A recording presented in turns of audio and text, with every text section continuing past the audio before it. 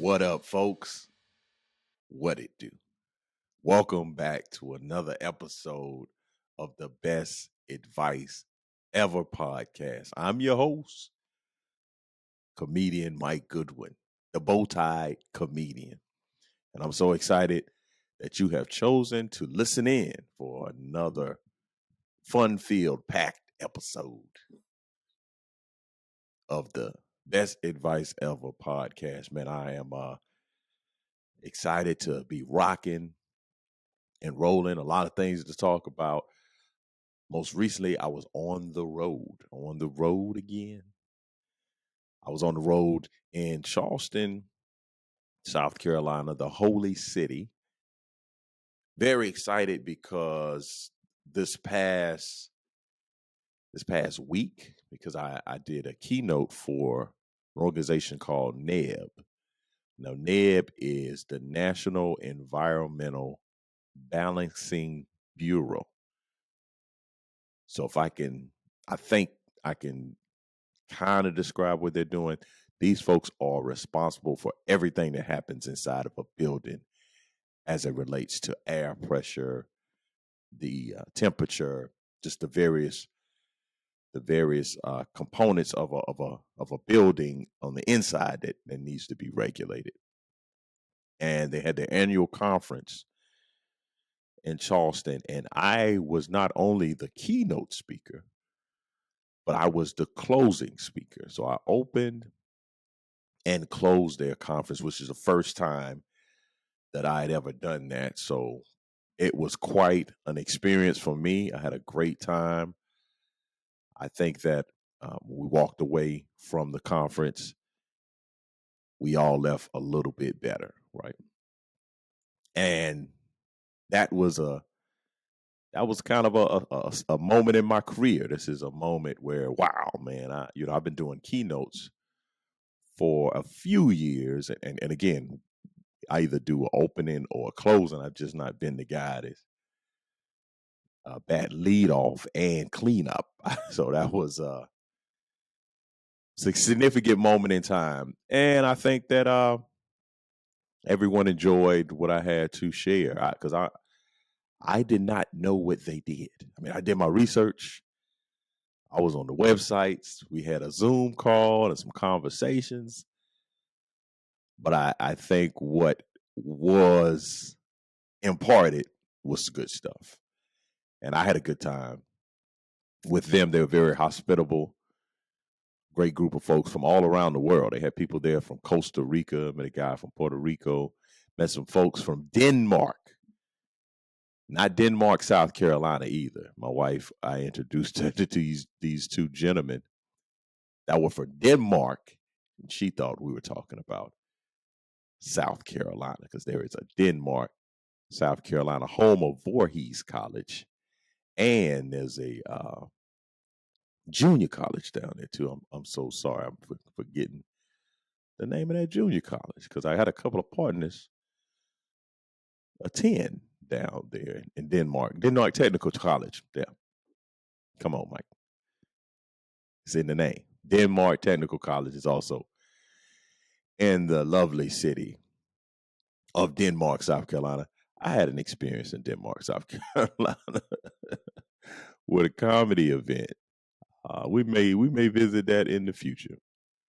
But yeah, the interesting thing about the guys from Denmark, they came up to me. They talked, spoke very, very good English, but they were not able to decipher all of what I was talking about because comedy is a different form of speaking. So you're speaking English, but this word may not mean exactly what you think the word means as a person that's not a native speaker. So I had a great time interacting with those gentlemen and all the folks that were from various places all around the country and the nation.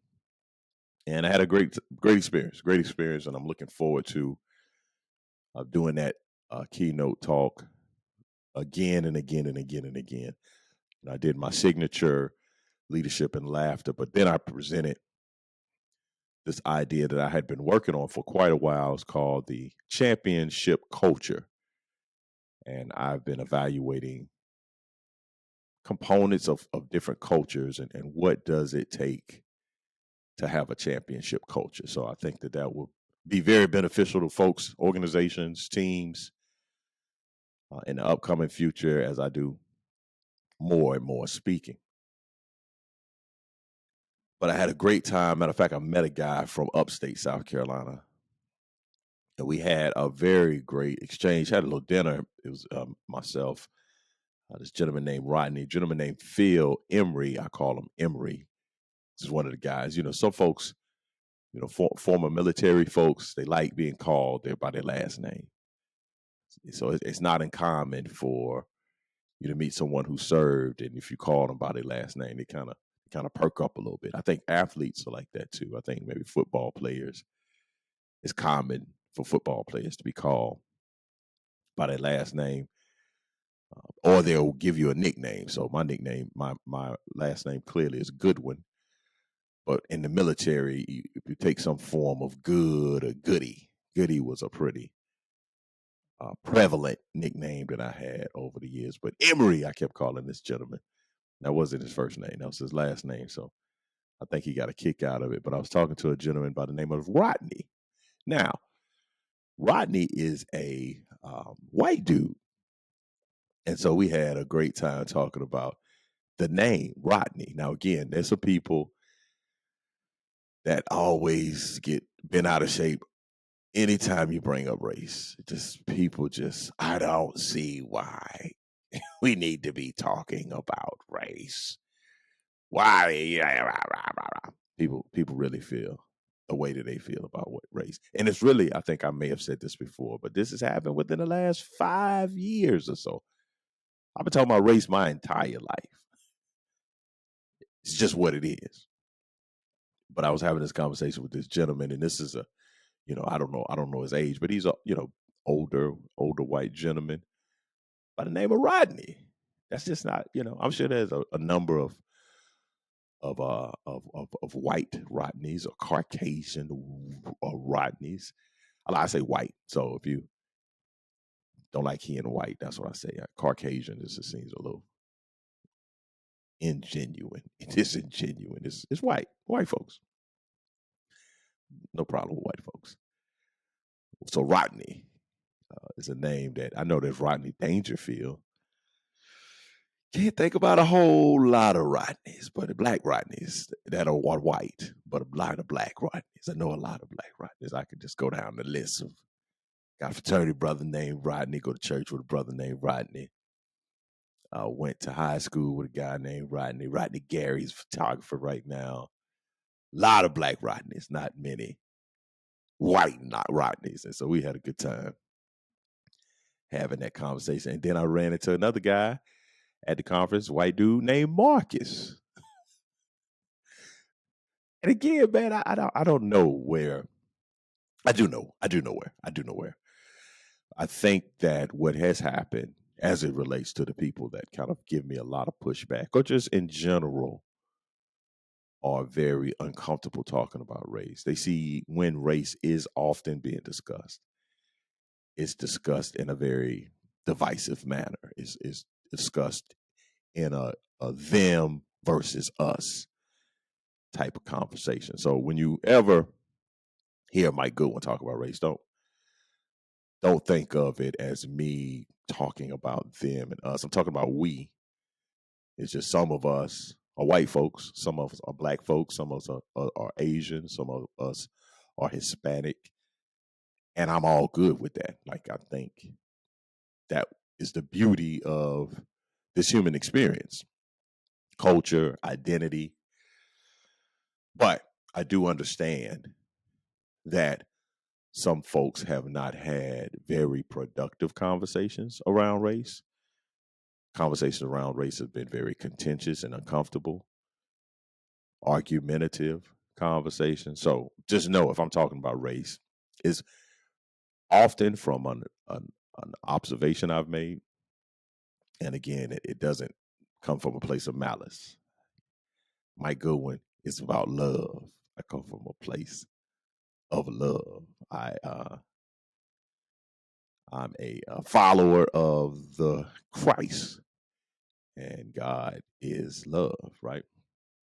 And so this is a safe space. If you hear me say black folks, white folks, give me the benefit of the doubt and not think that that's a negative thing. Man, again, and I may say things over and over, but this is something I've witnessed often, especially when people want to say that they don't see race. They don't see race. Like, you need to go down to lens crafters and get a little eye tests. But basically, what folks are often saying sometimes, I've encountered if folks, especially if they're talking about folks that are of the melanin persuasion, black folk. Somebody, literally, I was having a conversation with somebody, and they were telling me about an event they went to, and it was like, yeah, none of the colored folks. And I was like,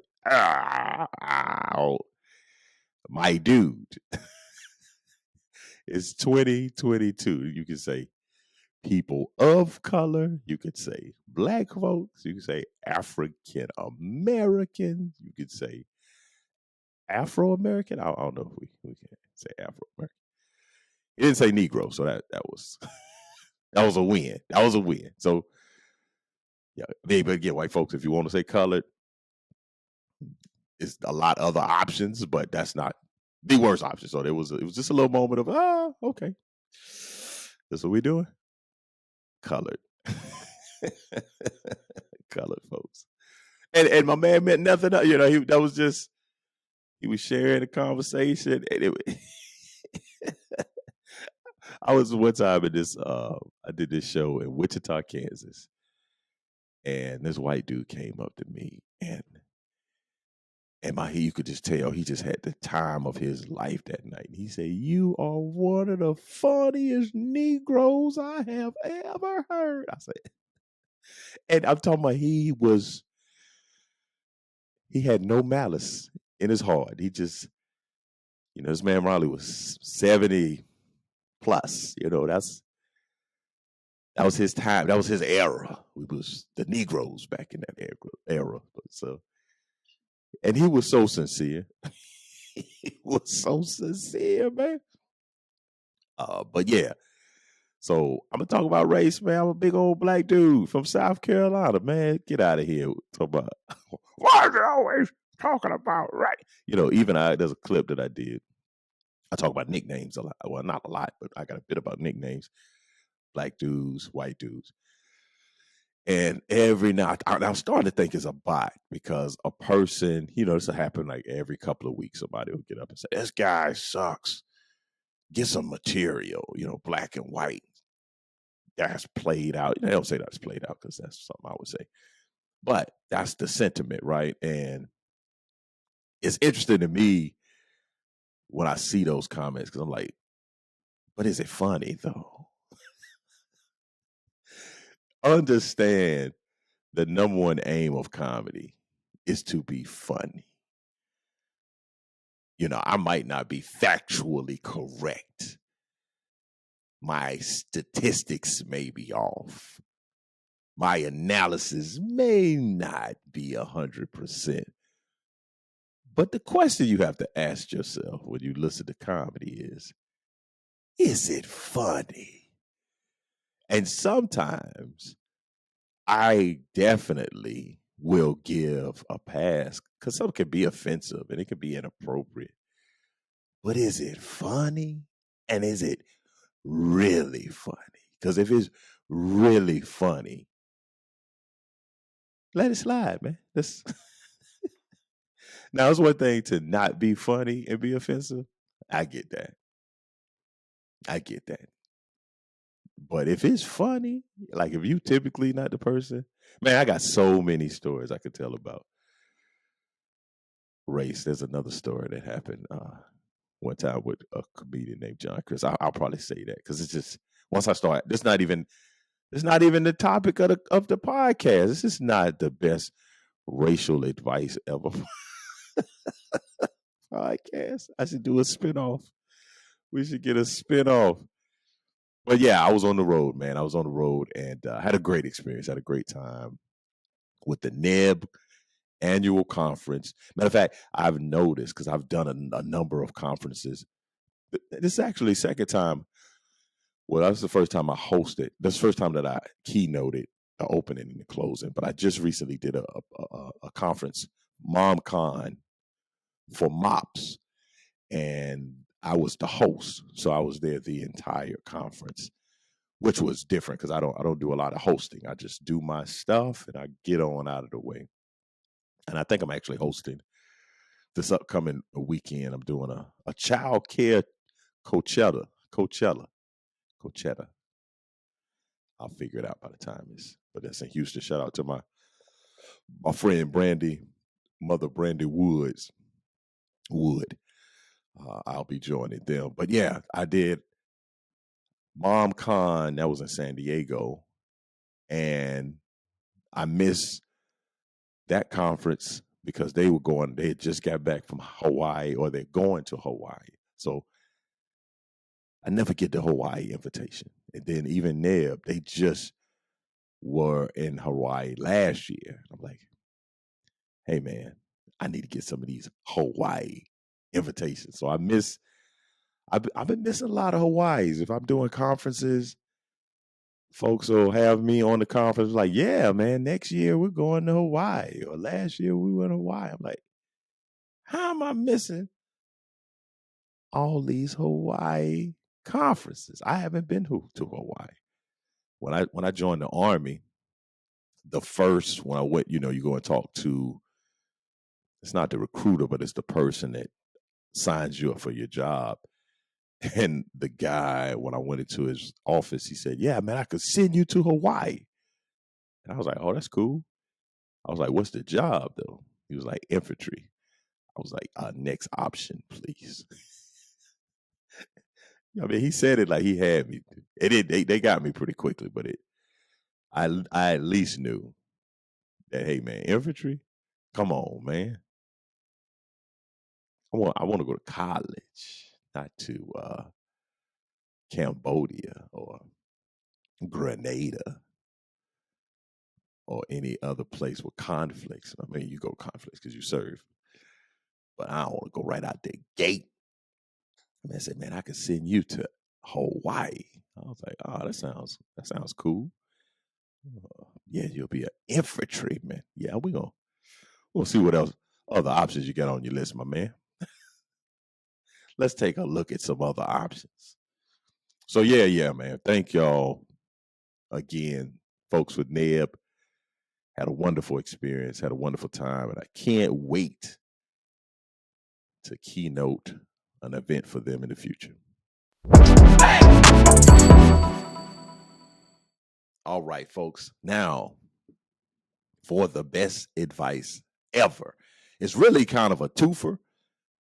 I'm going to do 2 for 1 type scenario. So, the best advice ever that I want to share is work smarter, not harder. But I heard a family member say this one time, and the family member said, you should never be both tired and hungry. You should either be tired or hungry, but never both. And I was like, what? He said, yeah, man, you should never be hungry and tired. Or tired and hungry. I think, yes, he said tired and hungry. So that ties into work smarter, not harder. So basically, with that little riddle meant of you should never be tired and hungry, it means if you're tired, you've worked. And if you've worked, you should have gotten some money. I hate saying should. My counselor said that it's not a good word to be using. But if you are tired, that often means that you've worked. And when you work, you are entitled, or you typically receive compensation. So if you receive compensation, you should go buy something to eat. Then this person said, if you're hungry, That means you have energy to work and you can make money. And then you should, not should, but you can go and buy something to eat. So work hard, work smarter, not harder. That's the best advice ever. And what I mean, and I think oftentimes when that advice has been communicated, it's really take into account what you're doing and are you doing it the best. The Bible talks about, nobody, no, a warrior didn't go into war without counting up the cost. You got to evaluate, hey, I want to get this done, but what is it going to take? And the idea of working harder versus working smarter versus working harder is like if you're thinking about a run, right? And a run, you may say, hey, I'm going to just run faster. I'm just going to put more effort into my run, but your technique may not be great. You may not even have the best equipment. Like it's one thing to run faster in Stacey Adams than it is to run faster in hookahs or hokas. Those are my running shoes of choice. HOKA. They are like tanks for your feet, but very comfortable. So you don't feel the road beating your feet up. But if you're running in Stacey Adams, those are not designed for you to run in. So you can run as hard as you want to, but you're not going to get optimal results. So work smarter, not harder. Look at ways to delegate. There's this fallacy that if you want something right, you gotta do it yourself. No, you gotta just ask someone else to do it who you have been asking that was doing it wrong. You get one person to do something the way you didn't want it. You're like, see, guess I just have to do it myself. No, you don't. You can find another person that does it the way that you would like it done. But that's not how we operate. We oftentimes are very skeptical of others' abilities because you say, hey, they can't do it as good as I can. Well, maybe your energies need to be focused on more high producing activities. That's where I am in life. Should I be the person that is responding to emails or updating my website or posting events on social media, or is my time better used creating more content and material that people enjoy when they come to the show, working smarter, not harder? Word of the day was an example of that. Word of the day was something I said, okay, I like doing it. It gives me content every day, and it's a constant flow of new content, but it's very time consuming. And if I'm trying to do 5 of these a week, on average, let's say I record, let's say I'll take a Sunday afternoon and I'll record, let's say 4 words of the day. 4 words of the day may take about 3 hours for me to find the word, find the video, actually record it, change my hat, change my shirt, change my jacket. And so then I remember I was having a meeting with my wife, and I was talking about word of the day, and I had committed. I said, okay, I'm gonna commit to doing this, and I did it for 2 months. That was probably 45 words of the day. If you take it on average, it's about 20 videos per month.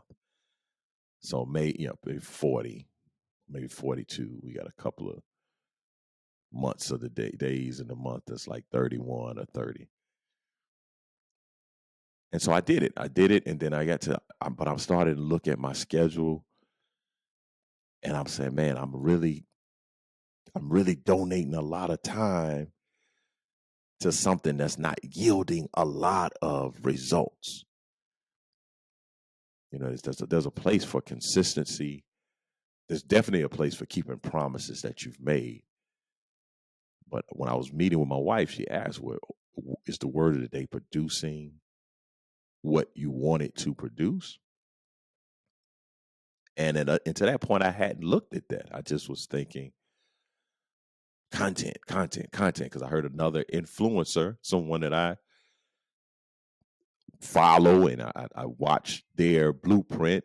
So I try to emulate some of the things that I see this person doing. This person say, hey, man, I've been doing videos consistently for 6 years. And I was like, well, surely I can do videos every day for 3 months or 2 months. And I was able to do it, but did it yield the results? I was working harder. I don't think I was working smarter. And so I found myself under a lot of kind of stress and pressure because I would get to the office, I would record these words of the days, but I still had to do a podcast. I still had to go over material for upcoming comedy shows. I still had to put together a set for an open mic. There were still so many other things that required my attention, but I'm doing word of the day. And word of the day, that's not replacing my set. Like, I can't take word of the day and play it at a keynote. I can't take word of the day and help folks improve their speech writing and add comedy to it. And then it wasn't also a situation where I was pouring into myself. I was just producing content. One of the things I've realized about myself, I need to continuously be replenishing. And so word of the day became an example of something that I was working harder, but I wasn't working smarter. And so I've decided to put it on pause.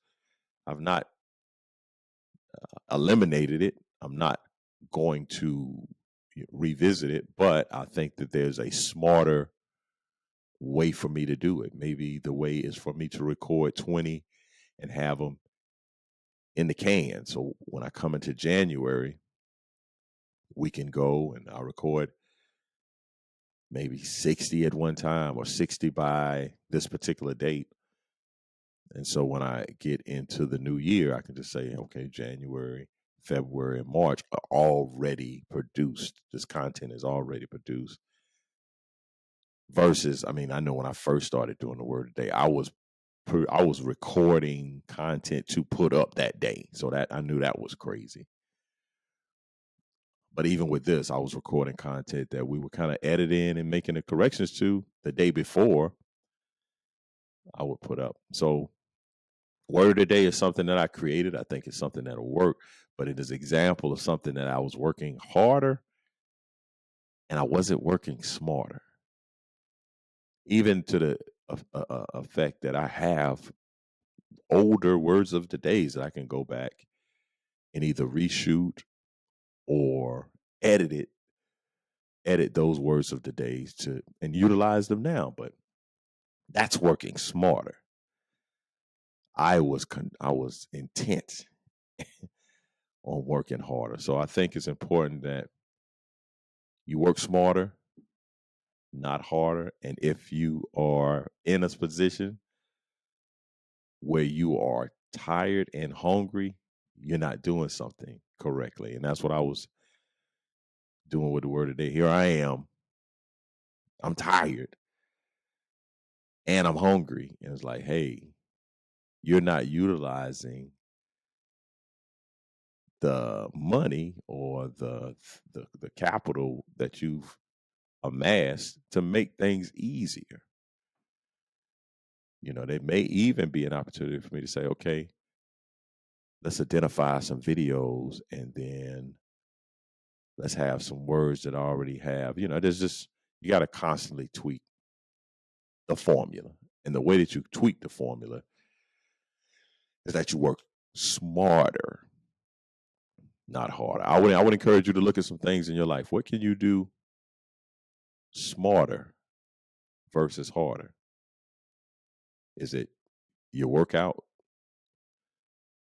Can you just put your clothes out the night before? Can you go ahead and sign up for some courses, classes? You pay this particular amount.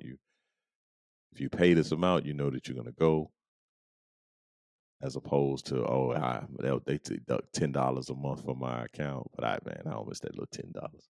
I don't miss that little funky $10. Now you mad at Planet Fitness. I do have no beef with Planet Fitness, but it seems like I have beef with Planet. I don't know, man. Planet Fitness. I'm glad I think they got rid of the lunk alert. If somebody was in there like lifting weights, like a person that should lift weights, they play this alarm, this alert. Those are kind of gyms I like. I like the gyms where people are throwing weights and slamming stuff and acting a fool, as my grandmother would say. I like those type of gyms. I want to be a part of those gyms. I want to be in the screaming, yelling gym. Sign me up. But hopefully there's an opportunity for you to see in your life opportunities, places for you to work smarter, not harder. Can you meal prep as opposed to just picking up something quick? Hey, man, I don't want to get out of the zone. I was just recently talking to somebody, and they was saying that as it relates to their diet, they get into these workflows, and they don't want to break the flow, so they go somewhere quickly, get fast food, some cheap, some quick, so that they can stay in the flow. But if they work smarter, they would be able to meal prep, had that meal ready while they're in the flow, throw it in the microwave, warm it up, knock it down, keep it moving. Maybe software. There's definitely software out there. Invest. But oftentimes when folks say, if I want it done right, I'm going to do it myself, those are the folks that are overwhelmed. And those are also the folks that don't want to spend money. Stop being cheap and spend that money. Folks say, I can't afford to do it. Well, I say you can't afford not to do it.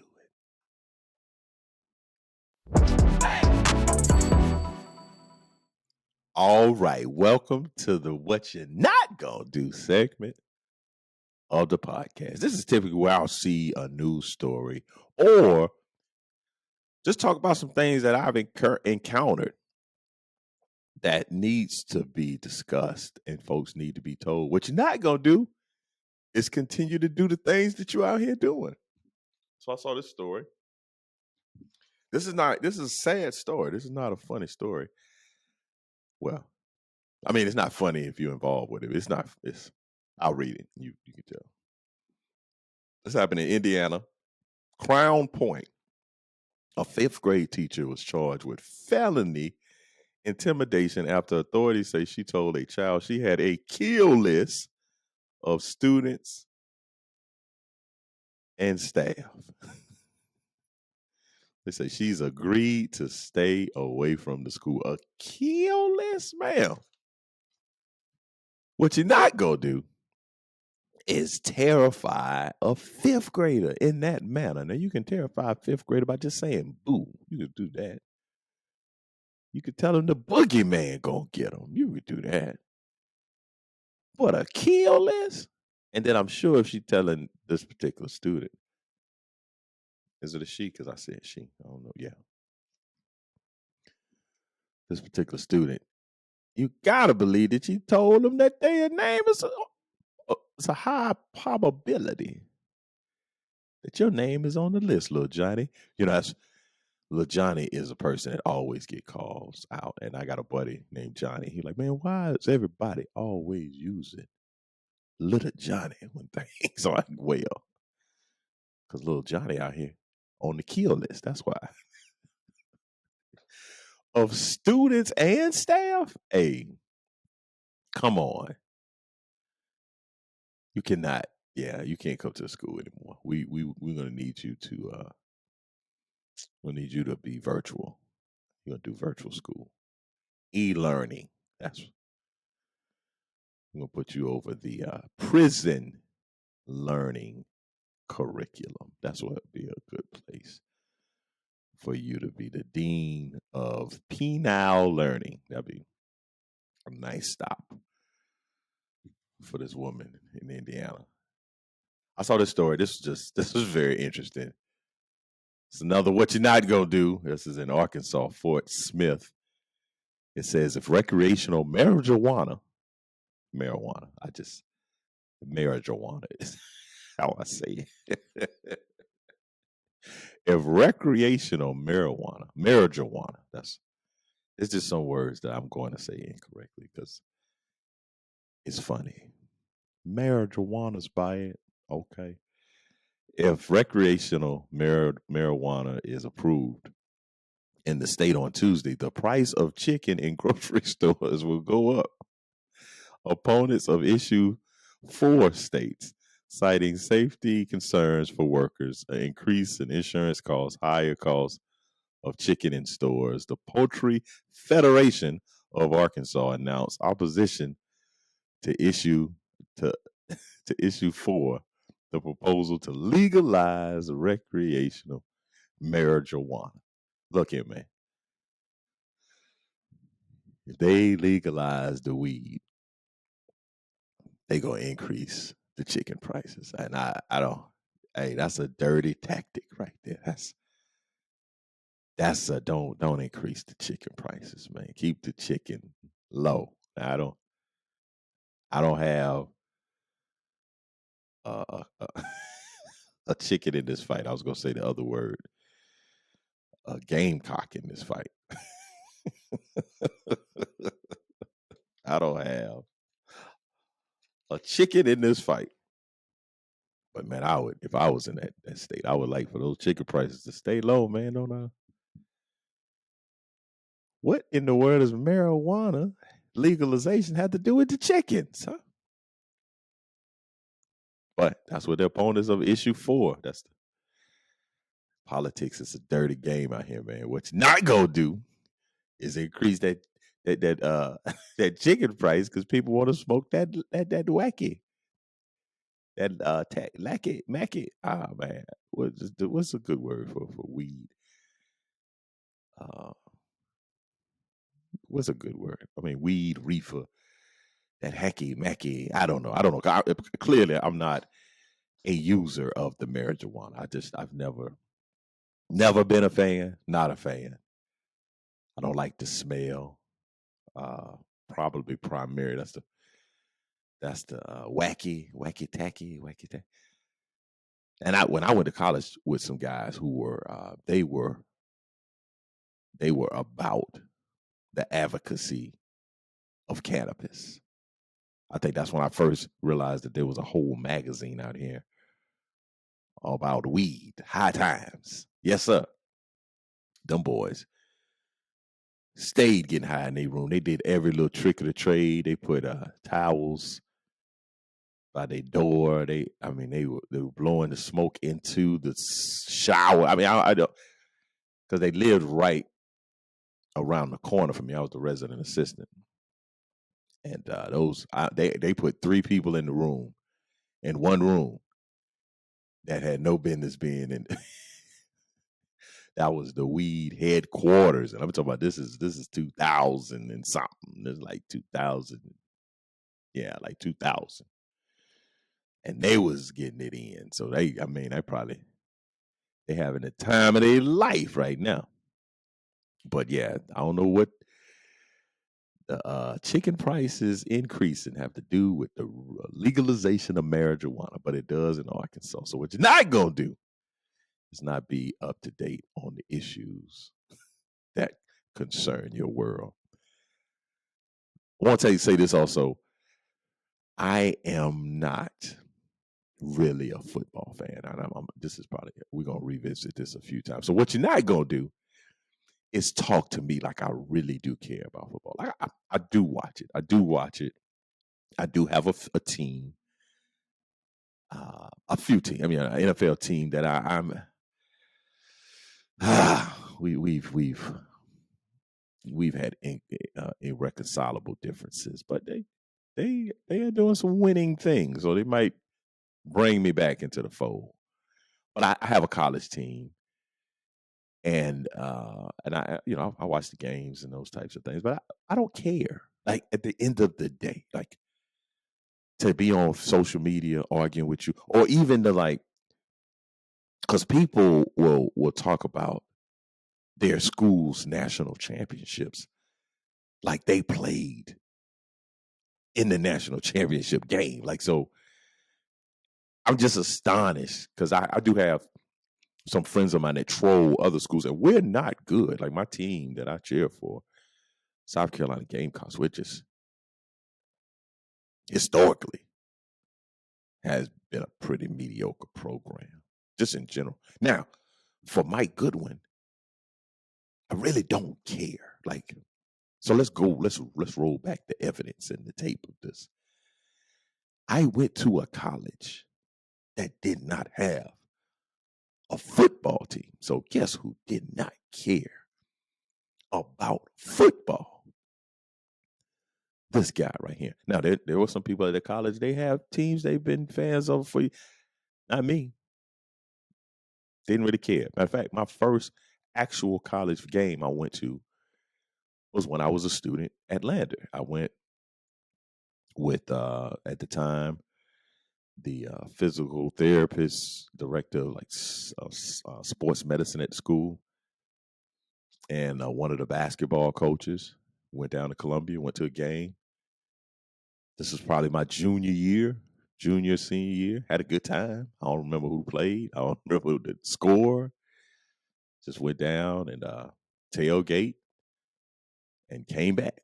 Now, when I got to graduate school, because I went to graduate school at the University of South Carolina, and I went to South Carolina when the Gamecocks were a 0-11. Like they won no games the year before I came to graduate school. So when I came to graduate school, they broke that losing streak. A 0-11. This is in our school's history. So that's not a championship caliber history right there. So my first year of graduate school, they beat, I think it was New Mexico State, to break that 11 game losing streak, right? And I went to a tailgate. So that was like the first time. Cause I went to the game with those guys in college.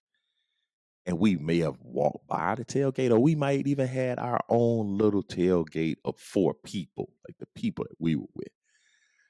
But when I went to graduate school, I had folks tell me, and I was already working. I was working in student affairs on campus, so I was forging a number of relationships with a number of people. And I could just remember walking out on the fairgrounds, because that's where a lot of tailgates were at the time. And people just were like, "Mike, what's up, man? Come on." So I would go to this tailgate, and they would have delicious foods and libations. Then I would go to somebody else's tailgate, and they would have a full screen television and a generator, and they would be throwing a football, and they had the little game. What's the game that they played the championship here in Rock Hill? Cornhole. I can never remember cornhole, but they were playing cornhole, and I was obsessed. It got me. The bug bit me. I was all about this SEC college football. So 20 years ago, yeah, it's about 20 years now, because I went to graduate school in 21, not 21, 01. That's when I started watching college football. So like that's half of my life. I spent no time caring about college football at all. But now I do. I mean, I don't necessarily care, but I watch.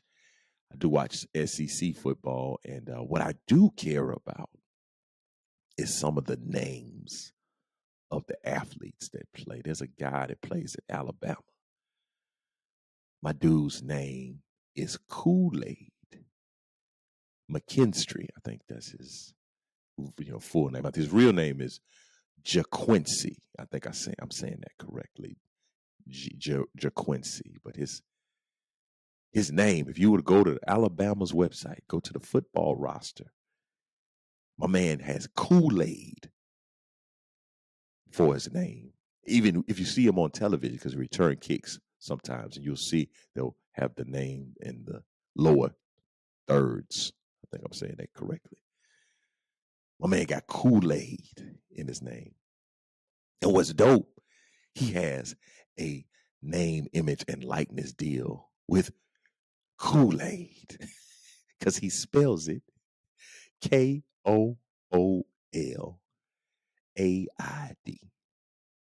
Kool-Aid McKinstry. I love it, man.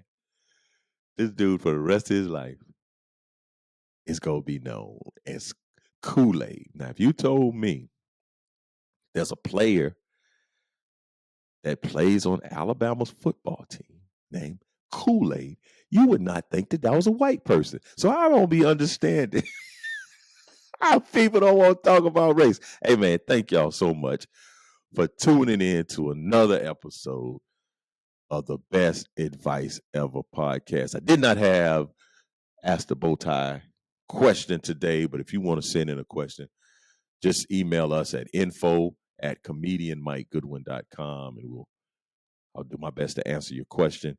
If you want to follow me on social media, you can find me at Bowtie Comedy on Instagram and Twitter. On Facebook, I'm at Comedian Mike Goodwin. Same is true, YouTube, Comedian Mike Goodwin. Or you can just go to my website, mikegoodwin.com. Please rate this podcast. Please tell people about it. Please subscribe. Let folks know. Every Wednesday, we're dropping a new episode. So thank you so much for tuning in. I've been your host with the most. It's your boy, Mike Goodwin. Peace.